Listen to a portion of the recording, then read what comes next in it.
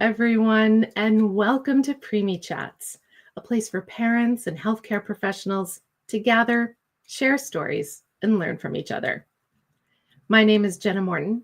I'm one of 3 co-hosts who present this weekly series on behalf of the Canadian Premature Babies Foundation.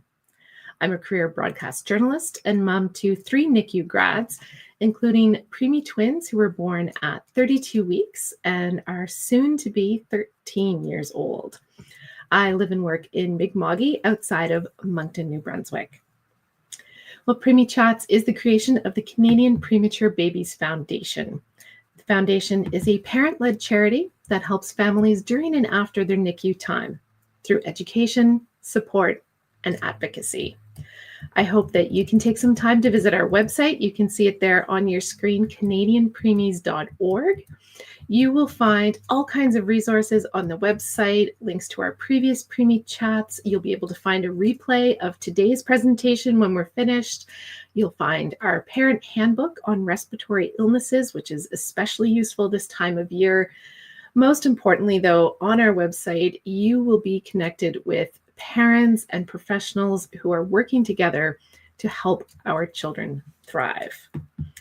We are a parent-led organization. We are here for parents, for families, for healthcare providers, for grown preemies, and I would love to know what brings you to Preemie Chats today, whether you identify with one of those groups. I'd love to know where you're watching from, whether you're in Canada, you're elsewhere in the world.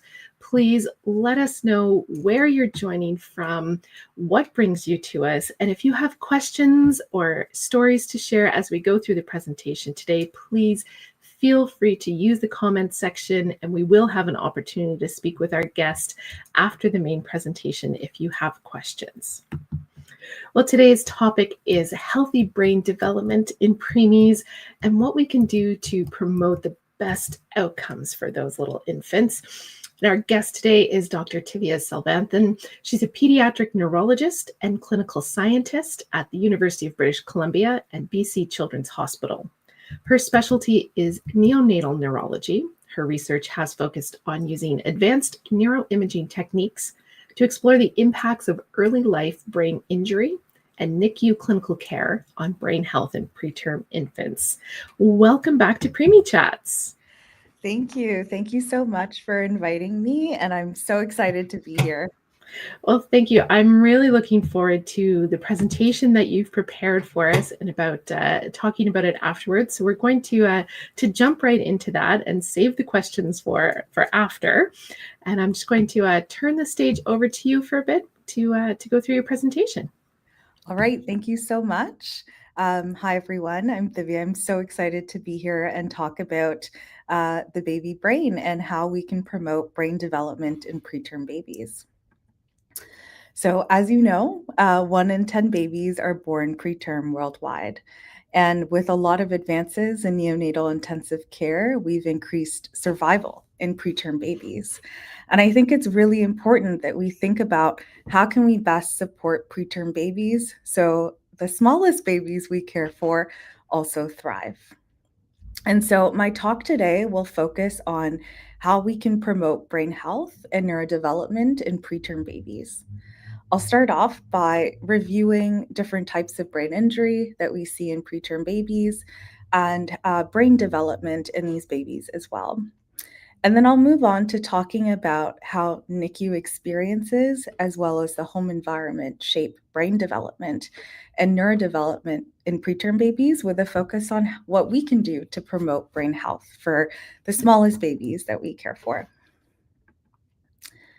So I'll start off with reviewing 2 more common types of brain injury that we see in preterm babies. So here I have a slide that shows an example of intraventricular hemorrhage and another example of white matter injury. So these are 2 types of brain injury that we see in preterm babies, and I'll go through these in a little bit more detail in the next few slides. So we'll start off with what is the white matter?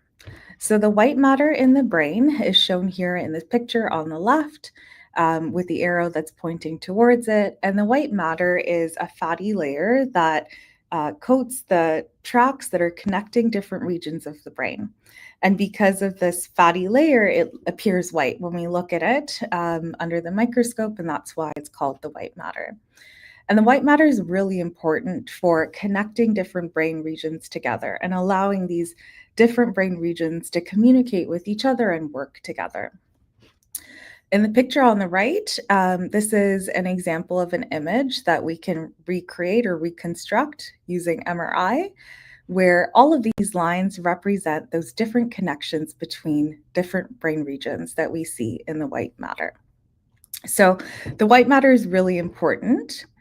And in white matter injury, what we see is that there has been some injury to the white matter. In preterm babies, we see two types of white matter injury.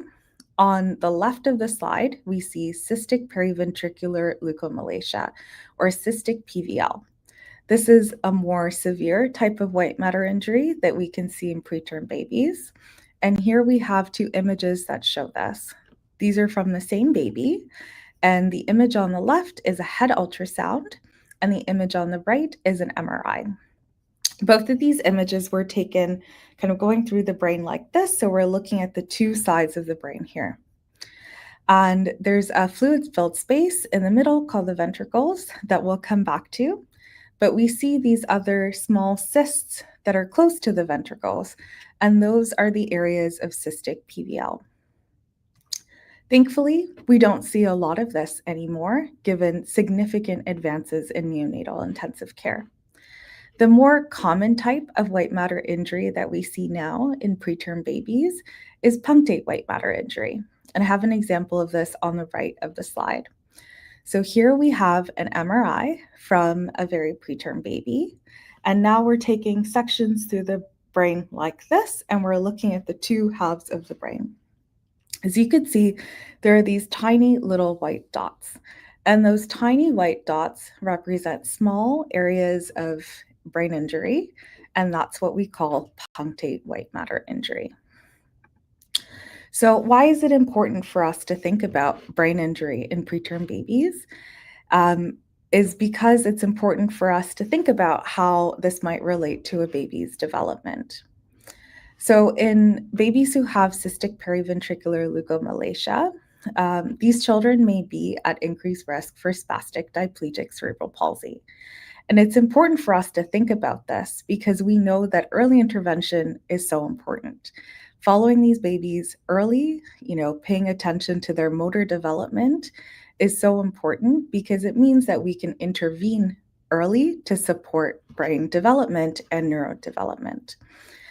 And here I have an example that shows why children with cystic PVL may be at risk for spastic diplegic cerebral palsy.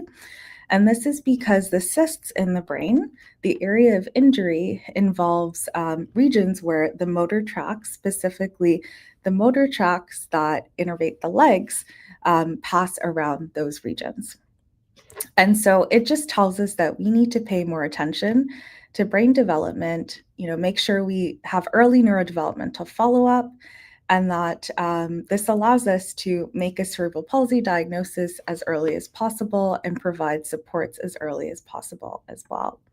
What's also important to remember, though, is that not every baby with cystic PVL will go on to have cerebral palsy. So also a very important thing for us to keep in mind. With children with punctate white matter injury, these children may be at increased risk for motor and cognitive difficulties, but not always. And we see that lesion location, meaning the location of injury in particular, can be helpful in allowing us to identify the babies who might be at higher risk. And in particular, we pay attention to babies where the white matter injury affects the more anterior part of the brain or the more frontal part of the brain. And I have two examples of MRIs. Both of these babies have white matter injury. In the image on the left, we see that the white matter injury is posterior. It's towards the back of the brain. While in the image on the right, we see that there's white matter injury that also involves the anterior or more frontal part of the brain. And once again, it doesn't mean that, because you have brain injury, there will be challenges with neurodevelopment.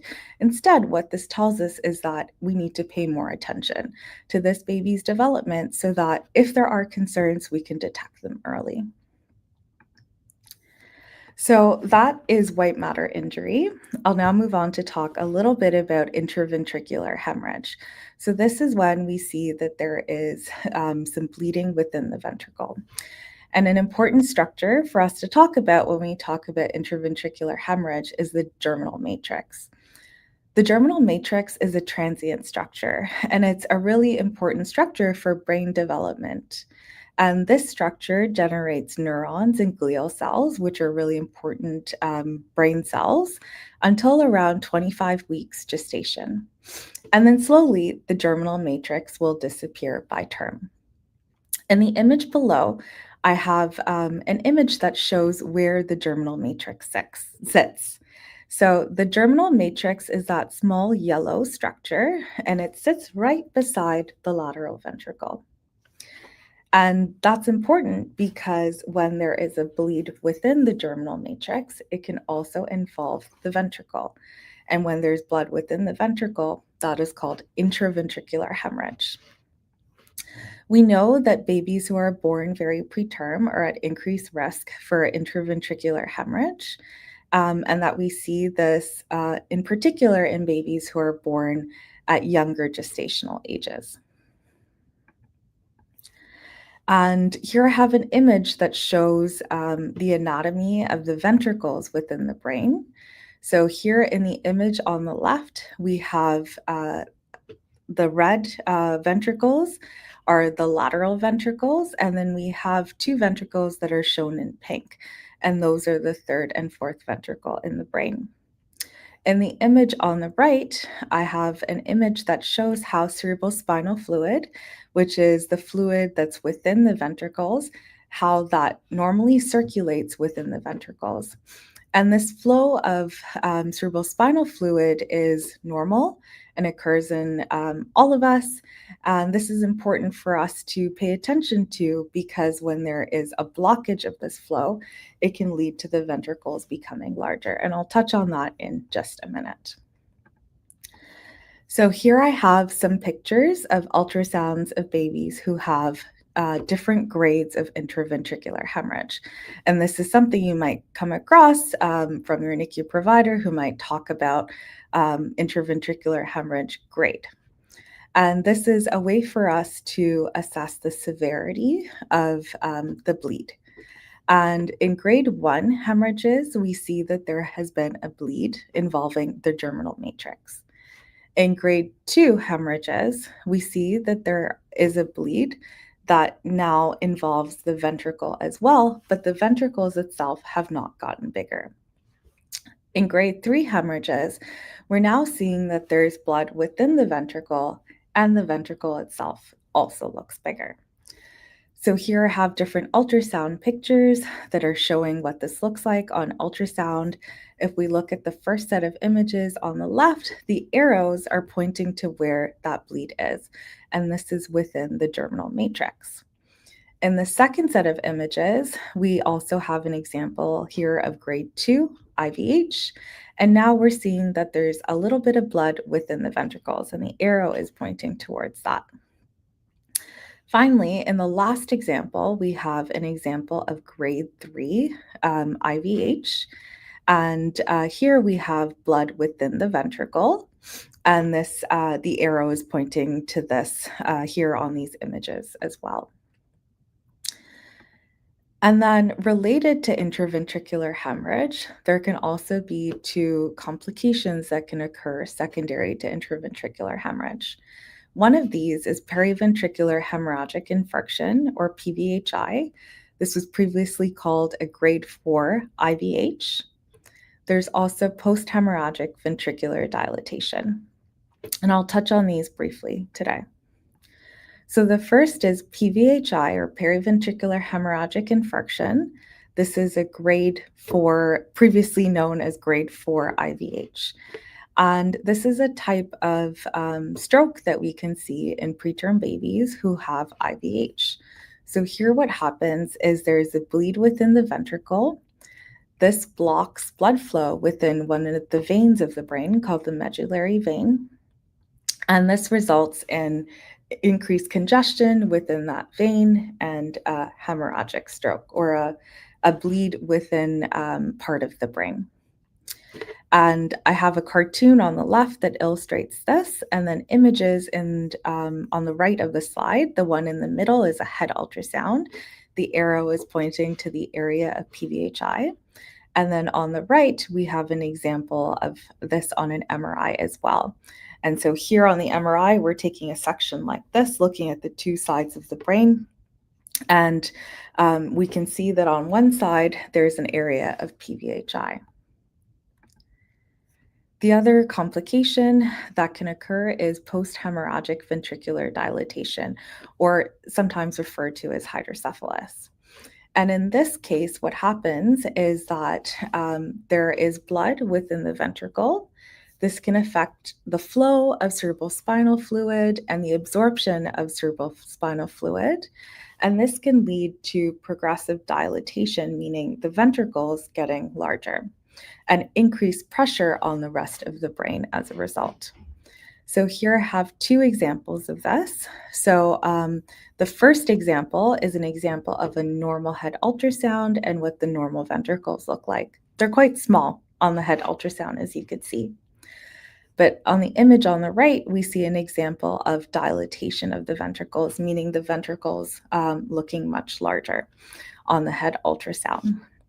So this is an example of PHVD. So when we talk about neurodevelopmental outcomes in babies who have IVH, IVH grade is an important factor for us to pay attention to in terms of identifying the babies we need to follow a little bit more closely. Babies with grades 1 and 2 IVH generally do very well and have neurodevelopmental outcomes that are very similar to babies who don't have IVH. In babies who have grade 3 IVH or PVHI, we need to pay attention a little bit more closely to how these babies grow and develop. But what's important for us to remember is that this is a risk, and it doesn't mean that every baby who has IVH grade 3 or 4 will go on to have challenges with their development. Here I have a slide that talks a little bit about PVHI in particular. And babies with PVHI may be at risk for spastic hemiplegic cerebral palsy, meaning they can have differences in their movement and their posture and weakness that affects one side of their body. The vast majority of the babies we see with PVHI who have cerebral palsy go on to be able to walk. And that's also very important for us to pay attention to. It tells us once again that this is a group of babies we need to follow more closely with close follow-up so that if there are concerns, we can identify them early, because we know that early interventions make a difference. It's also important for us to remember that not all babies with PVHI will develop cerebral palsy. And this table shows this really nicely. So here in this table, they've looked at the proportion of babies who have PVHI who go on to develop cerebral palsy. Unilateral PVHI means PVHI on one side of the brain. Bilateral means that there's PVHI on both sides of the brain. And as you can see here, it's not 100%. And that's important for us to remember, that not all babies with PVHI develop cerebral palsy. And that's where using MRI can be really helpful in determining the location of the PVHI that can tell us a little bit more about what the risk might be for cerebral palsy. It's also very important to pay attention to this, because it tells us that outcomes after brain injury are not fixed, but are modifiable. And that's what I'll be focusing on for the rest of my talk. And this slide, I think, is one that's really important to just show how much the brain is growing and developing. And this is something that's really important for us to pay attention to, because it means that there are many different ways in which we can promote brain health in preterm babies, including in those who have brain injury. So here I have MRIs from a preterm baby. This baby was scanned at 30 weeks shortly after the baby was born. This baby came back for another MRI around term equivalent age, so around their birthday. That's the second image that we have. So if we just focus on the first two images, you could see that the brain looks really different here. Between these two scans, the brain went from being more smooth to now more lumpy and bumpy. So that means we're seeing more sulci and gyri. Those are the lumpy, bumpy parts of the brain that we see. We also see that the brain itself has grown. The brain has gotten larger. We also see that there's a little bit more myelination at term equivalent age, meaning that fatty layer around those tracts are starting to develop. What we don't see well here in these images is that between that period, in those initial weeks, we've also started to see that there are more brain connections forming between different brain regions, and that these connections are strengthening. And this is very important for us to pay attention to because the brain is growing and developing so much while these babies are in the NICU. And there are many NICU everyday experiences or clinical practices that are very important for brain health in preterm babies. For example, exposure to pain, ventilation, nutrition, even medications we use to treat pain can all impact the brain. I'm going to focus on pain today, given this is an experience that every preterm baby will experience when they're in the NICU. Many of these procedures are done as part of life-saving care, but we know that greater exposure to early life pain has an impact on the brain. And the more painful procedures that a preterm baby is exposed to is linked to more immature brain development and more difficulties with their neurodevelopment as well. So what this means is we need to pay a lot of attention to pain in preterm babies. And early life pain exposure is modifiable, meaning we can reduce painful exposures for preterm babies. And this is a nice study that was done where they looked at this. So this is data from a cohort of preterm babies that we followed here in British Columbia over many years, as well as from a cohort of babies in Europe, where they have a very different practice to how long they leave in arterial or central lines. Here we take out lines fairly quickly, while in Europe they leave them in for longer. And here, what they found in this study was that longer arterial or line use was associated with a reduction in painful procedures, so fewer pokes for the babies. And what was really interesting was that this was also associated with changes in the brain. And I have this in the figure here on the right. So along the x-axis in this figure, we have the number of early invasive procedures, meaning the number of painful procedures that a baby was exposed to. Along the y-axis, we have thalamus volume, meaning how big the thalamus, which is a very important brain structure that's very important for relaying information to different parts of the brain. And here we're looking at the size of the thalamus.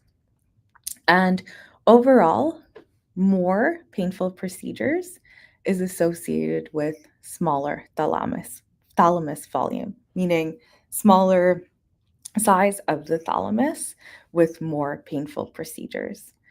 Here, they've also split this graph in two, where the circles represent babies from site 1. So this is a site where lines were taken out quickly, and site 2 is shown in triangles, where the lines are left in for longer. And as you could see, there are fewer procedures in site 2 with larger thalamus volumes as well. So longer arterial and central line use was associated with fewer painful procedures, larger thalamus volumes. And what was interesting was that larger thalamic growth was associated with higher motor scores and processing speed at 4.5 years of age. So early life pain is very important for us to pay attention to in the NICU, but it is a modifiable factor. And this is a really nice infographic that's CPPF has put together that I would encourage that you take a look at. And it really outlines what parents can do to support their baby in the NICU. And I'll talk a little bit more about the evidence behind this and the importance of skin-to-skin care. So this is a really nice study that came out last year that looked at the relationship between skin-to-skin care and neurodevelopmental outcomes in preterm babies. So along the x-axis here in this figure, we have skin-to-skin rate, meaning the amount of time that a baby had skin-to-skin care while they were in the NICU. Along the x-axis, we have neurodevelopmental outcomes using an assessment measure at 1 year of age. And as you can see, more skin-to-skin care was associated with better neurodevelopmental outcome scores at 1 year of age. And this really highlights the importance of skin-to-skin care. What's also really interesting is that we actually see changes in the brain. So this is a very recent study published just a few months ago that looked at brain changes in relation to skin-to-skin care in preterm babies. So in this study, they looked at a large cohort of very preterm babies and looked at the relationship between the amount of skin-to-skin exposure and how that related to maturation of the brain in connections that are really important for stress regulation and social emotional development in children. And so here in this figure, panel A just illustrates those connections, those pathways that they focused on in this study. So those are the pathways in blue, the red, and the yellow. In panel B, C, these are the different kind of regions that they looked at. And we'll focus on panel B. It's quite similar when we look at the others. These are just measures of brain maturation. MD and FA are just measures of maturation within these tracks. And if we just focus here on panel B, we see that greater skin-to-skin care is associated with more mature or greater maturation of the cingulum tracts. So more skin-to-skin care was associated with greater maturation of these white matter connections that are really important for social emotional development and stress regulation in preterm babies. So this really highlights the importance of skin-to-skin care in preterm babies and what can be done in the NICU to promote brain health for preterm babies. I'm now going to shift gears a little bit to talk about what happens after babies leave the NICU. So here we're going back to the same image we had before. This is the same preterm baby who came back at 8 years for their research MRI. And as you can see, the brain looks quite different than it did from when they were a baby. The brain is larger. We now see more myelin, so that's why this all looks black now. On this sequence, myelin looks black. So we see that the brain is myelinated and actually looks very similar to the adult brain at 8 years of age. So there have been many changes that have happened to the brain even after the babies left the NICU.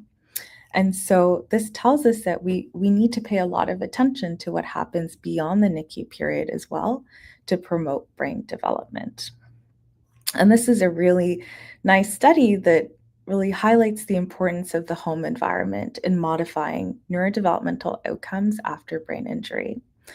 So this is a study that was done in a group of babies we follow here in British Columbia. And these babies had brain MRIs as infants when they were in the NICU with serial neurodevelopmental follow-up assessments over time. Here we're looking at those assessments at 18 months, 36 months of age, and 4.5 years of age. Here we're looking at a measure of cognition. The babies here were separated out based on socioeconomic status, and maternal education is one measure of socioeconomic status that we can use. Here we're looking at the highest level of maternal education, And these was separated out into 3 groups, one being moms whose highest level was a postgraduate degree, moms whose highest level was an undergraduate degree, and those with a primary secondary school degree. Once again, this is just one measure of socioeconomic status. Then we have babies separated based on whether or not they had brain injury. Babies with brain injury are shown with dashed lines, and babies without brain injury are shown as solid lines. Now, if we look at the group in black, we see that babies with brain injury had lower cognitive scores compared to those who didn't. But what's very interesting is if we look at that group in orange, we see that there's no difference in outcomes. The babies with brain injury had the same scores as those who did not. And what this really highlights is that outcomes after brain injury are modifiable. They're not fixed. We can modify outcomes after brain injury. And it's really important for us to understand what's different here about the home environment. Is there a difference in supports? Is there a difference in services that are available? Because that means we can more equitably promote brain development for all babies. This is another slide that just highlights the importance of the home environment again. And here we're following the same group of babies. And as we spoke about earlier, neonatal pain has been associated with neurodevelopmental outcomes. And in this cohort, greater neonatal pain was associated with behavioral concerns from 18 months to 8 years of age. But what was really interesting is that when taking parenting environment into account, we see that those relationships between pain and behavioral concerns were no longer present. And in fact, what was more important was a more supportive parenting environment in the sense that it modifies outcomes even in babies who were exposed to a lot of pain in the NICU. Once again, highlighting just how much we can modify neurodevelopment after early life brain injury or early life critical illness. And this is really important to pay attention to because we can support parents. We have interventions that allow us to support parents, to support brain development. And this is a really nice intervention that was developed by Dr. Trish Williams, who's a neuropsychologist at Sick Kids. So she sees a lot of babies who are born preterm, who have brain injury, who might have concerns with their behavior. And this intervention that she developed, I Interact North, is a virtual parenting intervention to support parents of children who might have concerning behaviors. So here we're looking at the intensity of problem behaviors shown in red and the total number of problem behaviors shown in blue. The kind of more darker bars represent before the intervention, while the shaded bars represent after the intervention. And as you can see, after this parenting intervention, so an intervention to support parents, you see that there has been a decrease in both the intensity and the total number of problem behaviors. And this is really important because it tells us that supporting families, even after they leave the NICU, has such an impact on their child's brain development and neurodevelopment, and is one way through which we can promote brain health in preterm babies. So I'd like to end with a few key points. So this work really highlights that neurodevelopmental outcomes after early life brain injury are not fixed. They're modifiable. And early life experiences or everyday experiences have a huge impact on early brain development. And I think parents are so key here. And it's really important that we engage parents and they play an active role in babies' care in the NICU as well. And it's important that we shift our focus to promoting brain health and neurodevelopment in preterm babies so that even the smallest babies we look after can really thrive. So I'd like to thank the many children and families who've participated in our research studies, as well as the clinical teams.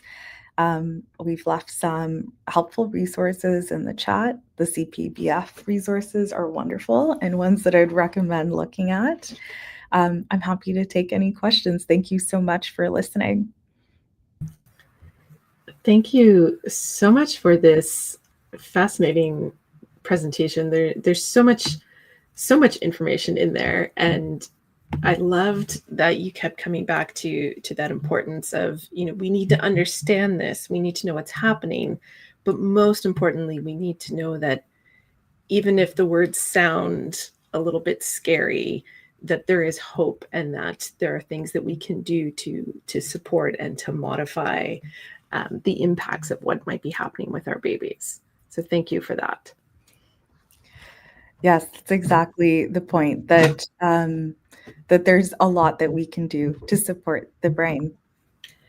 I'm wondering if you could maybe share a little bit more specifically about that in terms of, if a parent's watching right now who is home with their infant, and whether they had something happen in the NICU or not, in terms of brain bleeds, and are just like, what can I do? When you say that I can help, what does that look like? Can you, obviously skin to skin is important, but what are some of those things that parents can be doing as their kids get a bit older and age out of that, I can just hold you here?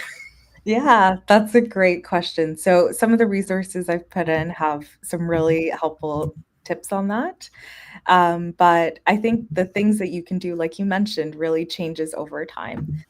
In those initial weeks, especially in the NICU, skin to skin, so great. And I think it's so nice to now see that there's evidence behind that too, that we see changes in the brain as a result of that. As your baby gets older, tummy time. Well, the first period, first 6, 8, 9 months are really gonna focus on motor development, tummy time, strengthening their core, getting them to practice rolling, practice sitting, reading to your baby. I think CPBF has uh, a wonderful resource on language development, reading to your baby, singing to your baby, talking to your baby. These are great ways in which you can promote brain development. Um, so those are some of the kind of basic kind of strategies that I usually recommend to families.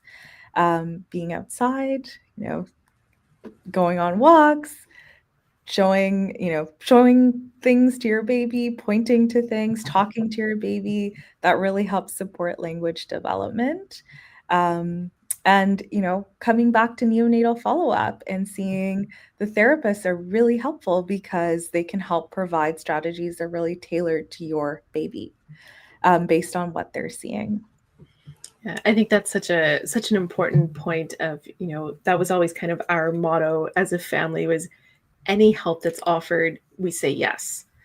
Anything we can do. And I know for some people, that's a big hurdle to say yes when someone offers help, because you feel like maybe it's some kind of, um, what's the word I'm looking for, that someone is judging your parenting, that they're trying to say, oh, you need to do this, or you need to come and let us check your baby. And it's done from a place of wanting to help, and saying yes to that help is always a good idea. I'm wondering,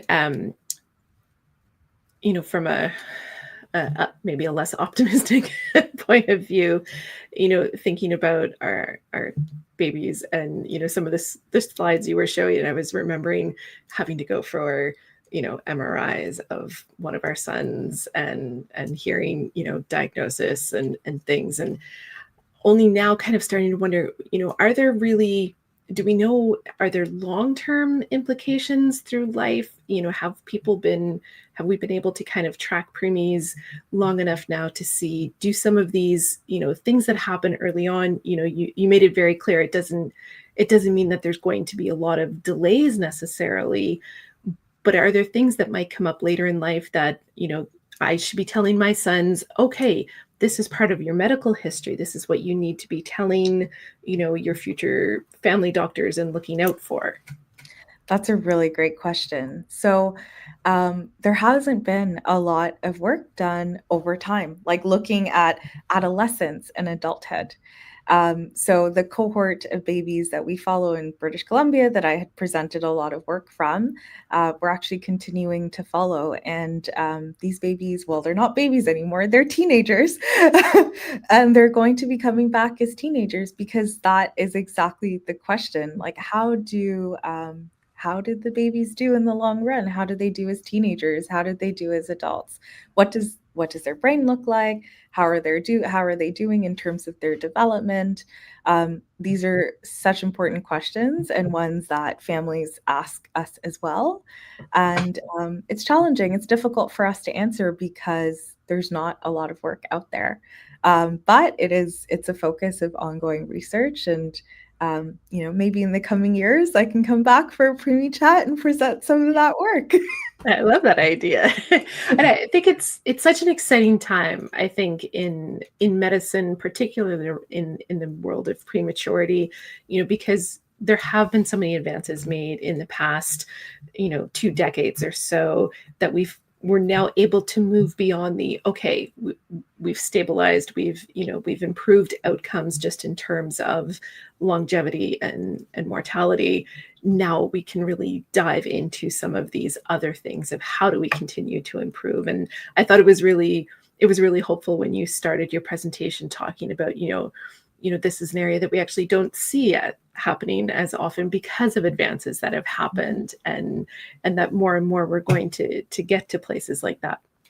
Yeah, even white matter injury. I didn't present that work today, but we have 2 kind of large cohort studies of preterm babies in British Columbia where we recruited babies over 15 years. And it's been really nice to see that overall the rates of white matter injury have come down over those 15 years with just advances in how we care for babies in the NICU. So very positive, not just cystic PVL, even the smaller, more punctate white matter injury has gone down over those years. So it's very positive and very optimistic. And is that something that's tied to like the clinical care in the NICU that's happening, the decrease? Yeah, so we saw when looking at this over time, we saw that these changes were associated with changes in clinical care in the NICU. So we saw less infections, less neck, less retinopathy of prematurity, and other complications that are related that can also impact brain injury and brain development. Fantastic. Yeah, it's such a fascinating area of the medicine having to do with preemies, and realizing, like you say, it's so scary as a parent when you're in it to think that you're talking about bleeding in your child's brain. Sounds terrifying, but your research shows and your presentation shows that so many of those infants 2 years down the road, 8 years down the road, you don't see long-term impacts from that. Yeah, I think the baby brain is just so different from ours. It's so resilient and has this ability to, form new connections. It's still growing and developing. And I think that's just so important to keep in mind and remember that we have an opportunity to, really shape development over time because these babies are still really small and they have their whole life ahead of them. So, and I think that's what a lot of this work is showing us, that how we care for babies in the NICU, what happens even after babies leave the NICU is so important for how they do in the long term. I don't see any other questions in the comments right now, so I would like to just leave you with one final question. If you could maybe just kind of give us a sense of what you're looking forward to in the world of the research you're in the next, 5 to 10 years. What do you hope is going to be coming out in the research? Yeah, great question. So I think one is just looking at these babies over time and bringing them back at older ages. I think we're really excited to be bringing these teenagers back for their MRI and assessments. And it's been really nice to just see how things have progressed over time. So that's one part that I'm definitely really excited for. I talked a lot about pain today. I think I'm involved in some more QI focused work where NICUs are actively working on reducing the amount of painful exposures in the NICU.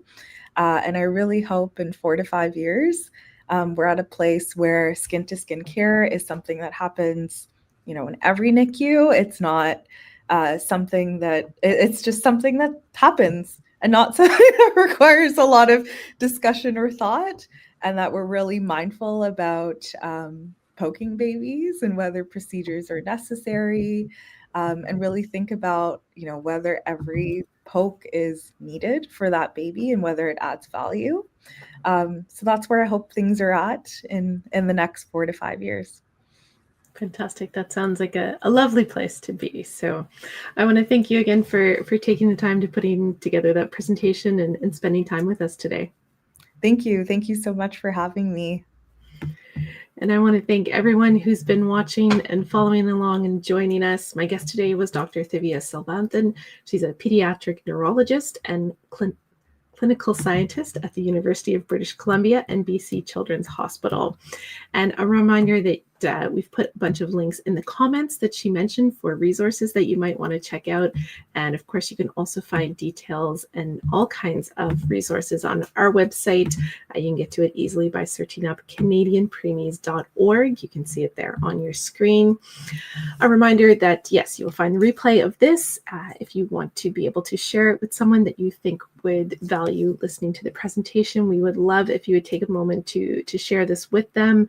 And I want to remind you as well that Canadian Preemies is a charitable organization. It's thanks to our sponsors and donations that we're able to do this kind of work. You will see a donate button on our website. If you're able to give, we would appreciate that. But most importantly, if you are able to share the work that we are doing, share this presentation, that goes a very long way in helping us continue to empower preemie families along their journey. And one last reminder that Preemie Chats does happen every Friday afternoon at 1 o'clock Eastern Time. I do hope that you will be able to join us again next week. And until then, take care.